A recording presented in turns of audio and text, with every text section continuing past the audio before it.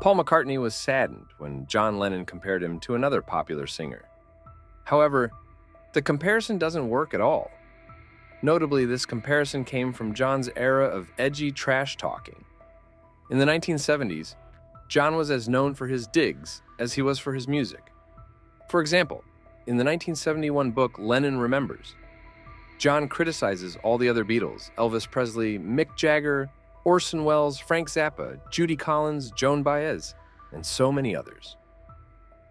During a 1974 interview with Rolling Stone, Paul said he didn't like everything John did.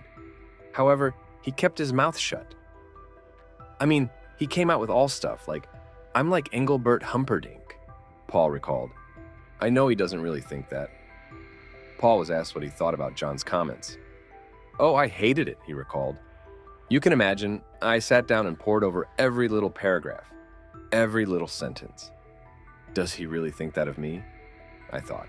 And at the time, I thought, it's me. I am. That's just what I'm like. He's captured me so well, I'm a turd, you know? I sat down and really thought, I'm just nothing." Paul revealed how he snapped out of his negative mindset. But then, well, kind of people who dug me, like Linda, said, "Now you know that's not true. You're joking. He's got a grudge, man. The guy's trying to polish you off," Paul recalled. Gradually, I started to think, great, that's not true. I'm not really like Engelbert. I don't just write ballads. And that kept me kind of hanging on. But at the time, I tell you, it hurt me. Whoa, deep. While Paul is known for writing sensitive ballads such as Yesterday, My Love, and The Long and Winding Road, that's not his only style.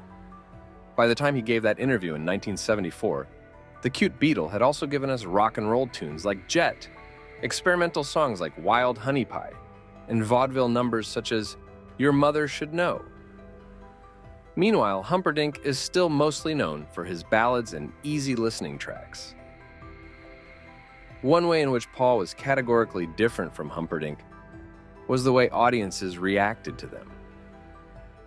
Humperdinck only had 2 top 10 singles on the Billboard Hot 100. Those tunes were Release Me and Let Me Love Again, which hit number 4, and After the Lovin', which reached number 8. With all due respect, Humperdinck was not a particularly successful pop star. On the other hand, Paul was a hit machine. Of his post-Beatles tunes, 23 reached the top 10 of the Billboard Hot 100. 9 of those songs topped the chart.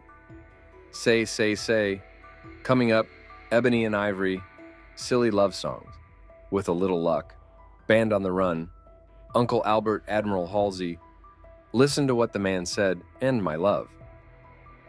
Combine that with his work with the Beatles and other artists such as Mary Hopkin and Peter and Gordon, and you have one of the most successful artists in the history of recorded music. John compared Paul to Humperdinck, but the comparison doesn't quite hold.